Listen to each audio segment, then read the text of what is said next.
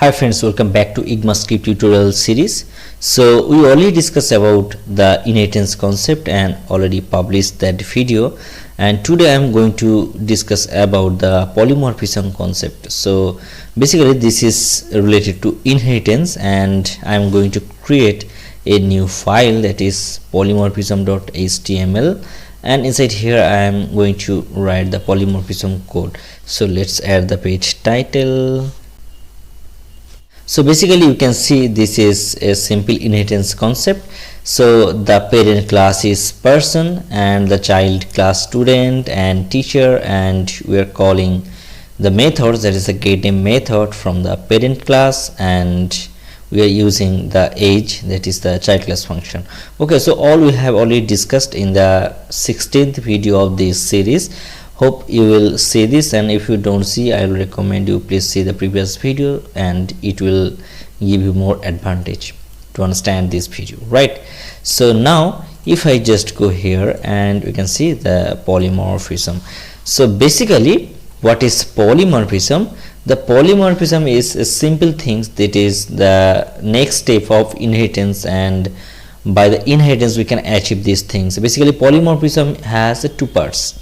One is overriding and another is overloading. So I'll discuss by this example, and before that we need to know what is the difference between overriding and overloading.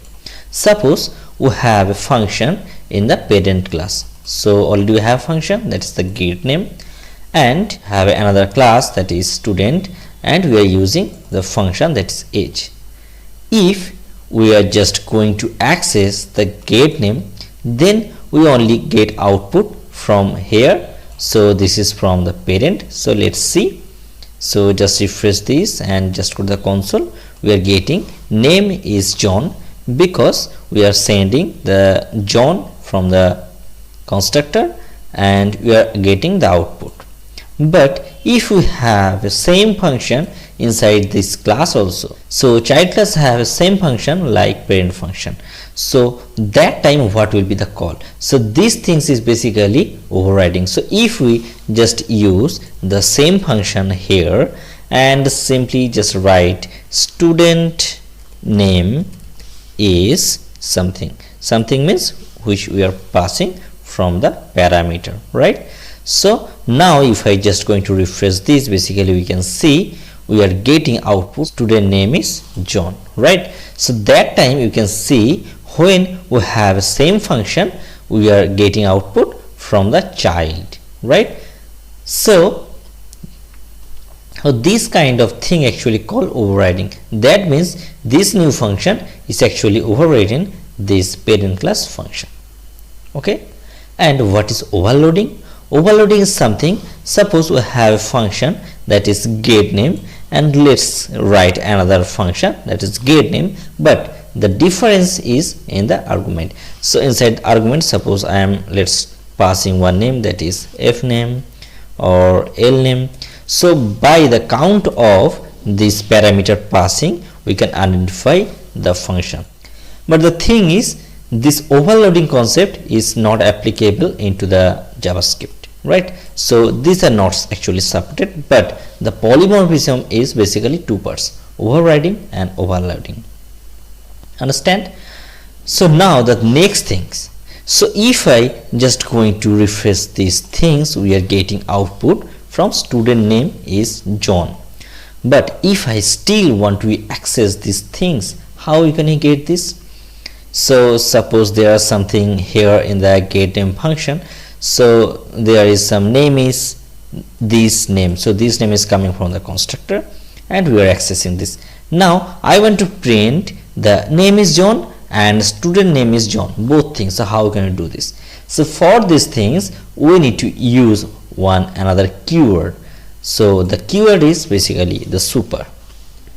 Super is the keyword, and after that we can call any super functions, means any parent function. So what is there? So let's use the super getName. That time we can access the parent function also. So let's console this. So simply write console.log, and let's close the bracket.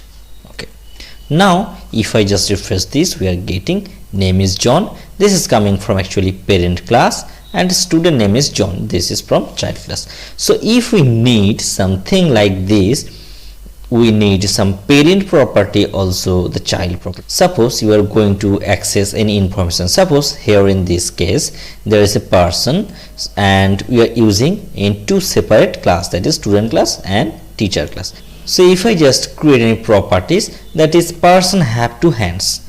So these are applicable for both things. But if we create another same function and write student need to send fees, so that time these are not applicable from the teacher class. So the thing is, if I just want to write these things, and for a particular getName function or particular child function, if you write student need to provide fees, and we can call the super function also, so student have two hands, right? So that time we can use these things, right? So if you understand, please comment.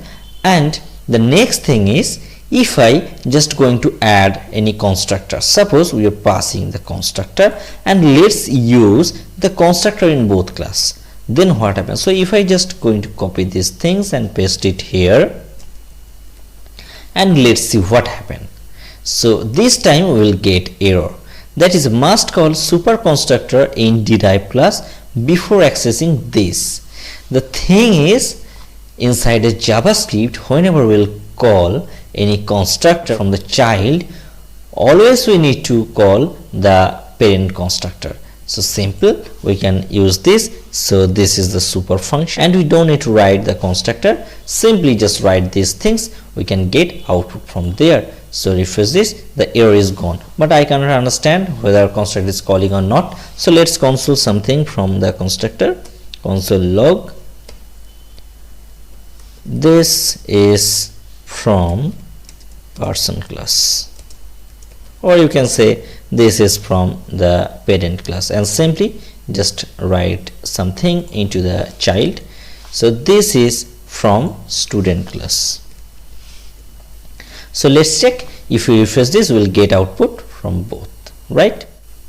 So this is basically the polymorphism, and it's used many cases, and when you are actually going to create any application or going to create any project, that time you will need these things. Basically this is a small concept but very important concept. So hope you like this video. Still, if you have any queries about this video, you can comment me in the below comment section. Next day we are going to discuss about one important things, that is the lexical scope. So what is lexical scope and how to use the lexical scope, and what is the lexical scope of this, right? So please like and subscribe this channel for upcoming video. Thanks for watching this video. Have a good day.